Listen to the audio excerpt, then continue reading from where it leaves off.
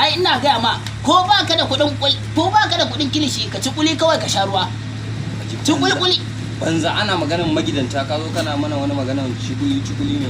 Mata na saboda tsaban karanta littafin Iliya dan mai karfi mazan jiya da kundin tsatsuba ta haifi min santalelen yaro mayaki namiji wanda kwanan nan zan aika shi soja ko police. Soja ma zan tura shi.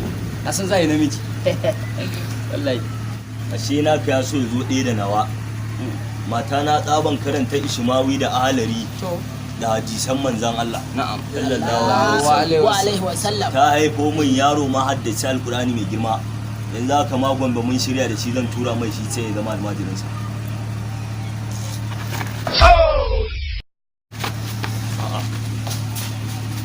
To wannan ina yake? Allah tashi lafiya. Lafiya. Ni ina ka sani. Kai Malam Ilyasu. Kai wallahi ba za ta yi ba. Wallahi ba za ta sauku ba bindiga a ruwa. Aikin banza aikin wofi. Lafiya kuma kai ya ga takarda ka zuba. Mata, wai aikin banza aikin wofi. Mata na ta rasa littafin da za ta karanta sai wannan littafin. Wannan littafin ne ta rasa wanda za ta karanta sai shi. Wani littafi kuma? Sai wannan littafin makau sarkin barayi. Yanzu kuma mata na tana da ciki wata 7 ko wata 2 ne ya rage ko wata 1 ta haifi min da. Sanin ta haifa min halifan makau.